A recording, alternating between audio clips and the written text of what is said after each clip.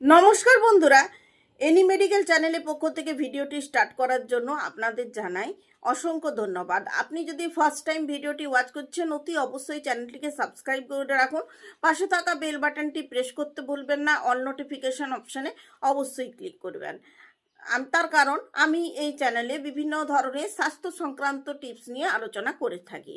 আজকের আমার আলোচনার বিষয়টি হলো কোষ্ঠকাঠিন্যের সমস্যা। কোষ্ঠকাঠিন্যের সমস্যা এমনই একটা সমস্যা, জীবনে একবারও অভিজ্ঞতা হয়নি এমন মানুষ বোধহয় নেই। কোষ্ঠকাঠিন্যের সমস্যায় দেখবেন বাড়িতে বাড়িতে কেউ না কেউ একজন আছেন যিনি কোষ্ঠকাঠিন্যে ভুগছেন। কেউ কেউ কিছু কিছু ওষুধ আছে যাকে প্রতিদিন খেতে হয়। দেখবেন যারা বয়স্ক ব্যক্তি অনেকেরই এই সমস্যা হয়।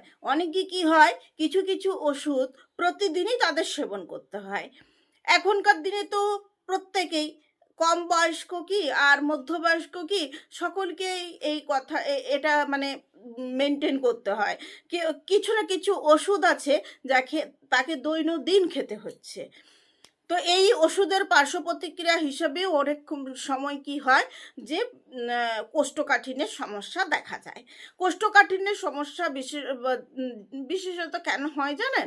জল ঠিক করে না খাওয়া, তেল মশলাযুক্ত খাবার খাওয়া, যারা বাইরে জাঙ্ক ফুড স্ট্রিট ফুড খেতে অভ্যস্ত তাদের ক্ষেত্রে কিন্তু কোষ্ঠকাঠিন্যের সমস্যা একটু বেশি দেখা যায়। কোষ্ঠকাঠিন্যের সমস্যা যখন হবে তখন আপনারা কি করবেন?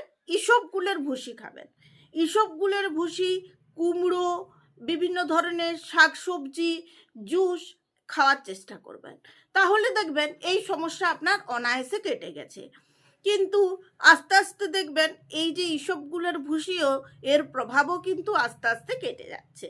এরকম হয় অনেকের, দীর্ঘদিন কোষ্ঠকাঠিন্যে ভুগছেন, প্রচুর গ্যাস হয়ে যাচ্ছে। তো যখন কোষ্ঠকাঠিন্যের সমস্যা হবে অবশ্যই আপনারা তখন ইসবগুলের ভুসি খান। এবং তার সঙ্গে দেখবেন যখন এর প্রভাবগুলো যখন কমে যাচ্ছে, সেই ক্ষেত্রে আপনাদেরকে ডিপেন্ড করতে হয় ওষুধের উপরে। কিন্তু এর ওষুধ খাওয়া তো এত ভালো না। অবশ্যই আমি এমন কিছুর কথা বলবো যেটা একদম ভিডিওর এন্ডে আমি আপনাদের এই কথাটা বলবো, কোষ্ঠকাঠিন্যের সমস্যা থাকবে না। অনেকেই আছেন পাইলসের সমস্যায় ভুগছেন। পাইলসের সমস্যায় ভুগলেও কোষ্ঠকাঠিন্যের ধাপ তো থাকে। কোষ্ঠকাঠিন্যের সমস্যায় এবং তার সাথে যদি আবার পাইলসের সমস্যা থাকে তাহলে তো একদম প্রচুর কষ্ট হয়। আমি আপনাদের খুব ভালো একটা জিনিসের কথা বলবো, যাতে করে আপনাদের গ্যাস অম্বলের সমস্যাও দূরে চলে যাবে, কোষ্ঠকাঠিন্যের সমস্যাও থাকবে না। অনেকে আছেন খুব কর্মব্যস্ত, মানে তার হয়তো কিছু সময় পান না, আবার কোষ্ঠকাঠিন্যের সমস্যা।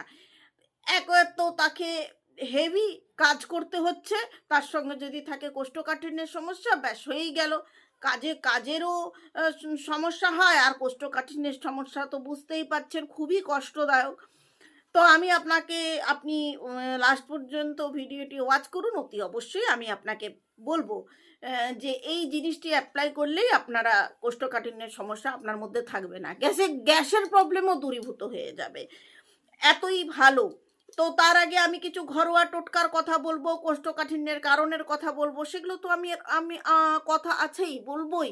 তো বন্ধুরা, ভিডিওটি লাস্ট পর্যন্ত ওয়াচ করার জন্য আমি আপনাকে রিকোয়েস্ট করছি। তো তিল সম্পর্কে অনেকে জানেন না, কালো তিল সম্পর্কে অনেকে জানেন না, কারণ কালো তিল তেমনভাবে ব্যবহার করা হয় না। রান্নার কাজে দেখবেন এই সাদা তিলই বেশি ব্যবহার করা হয়। তিলে কিন্তু ফাইবার বেশি থাকে, এই জন্য কালো তিল ব্যবহার করলে অনেকটাই কিন্তু রেহাই পাওয়া যায় এই কোষ্ঠকাঠিন্যের সমস্যার থেকে।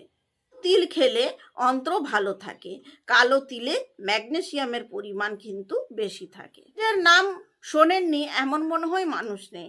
চিয়া সিড যেমন জল ধারণের ক্ষমতা অনেক বেশি, অনেকে জল একটু কম খান, তো জল ধারণের ক্ষমতা বেশি থাকার জন্য ভাওয়েল মুভমেন্টের সমস্যাতে কিন্তু খুব একটা সমস্যা হয় না।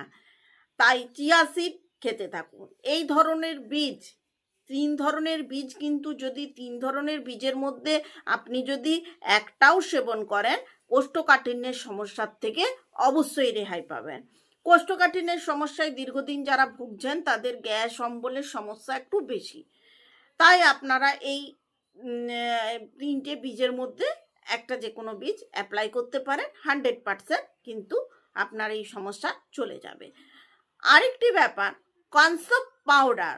কনসপ পাউডার যদি আপনি খেতে পারেন, হাফ কাপ জলে 1 চামচ করে একদিন অন্তর খাবেন।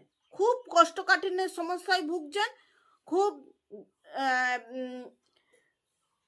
গ্যাসের সমস্যায় ভুগছেন, এটা খেলে কিন্তু পেট পরিষ্কার হয়ে যাবে। 100% আমি গ্যারেন্টি দিচ্ছি যে কনসপ পাউডার যদি ব্যবহার করেন, গ্যাসের সমস্যা থাকবে না, তার সঙ্গে কোষ্ঠকাঠিন্যের সমস্যায় যারা ভুগছেন তারাও কিন্তু অনেকটাই বেনিফিট পাবেন বলে আমি আশা করছি।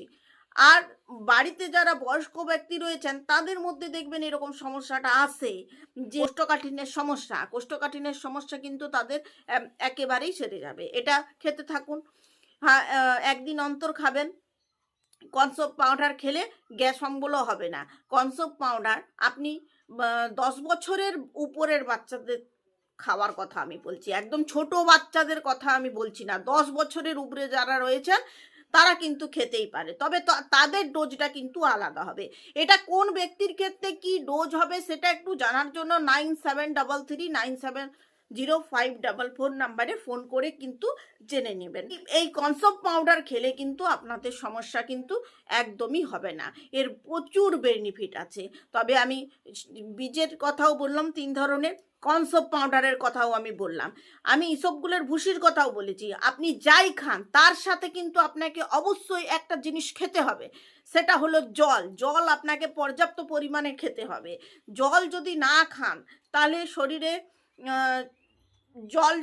জল যদি না খান আপনার কোষ্ঠকাঠিন্যের সমস্যা কিন্তু দূরীভূত হবে না। আপনাকে অবশ্যই জল খেতে হবে। আপনি যেই বীজই খান আর এইসবগুলোর ভুসি খেয়ে দেখছেন হয়তো কিছুদিন, আবার কনসপ পাউডারও যদি খান, যাই খান আপনাকে জল খেতে হবে। যাই হোক বন্ধুরা, আজকের ভিডিওটি আপনার কেমন লাগলো? কোষ্ঠকাঠিন্যের সমস্যায় যারা ভুগছেন তাদের জন্য আমি আজকের এই ভিডিওটি এনেছি। তা আশা করি ভিডিওটি আপনাদের কাছে হেল্পফুল হয়েছে।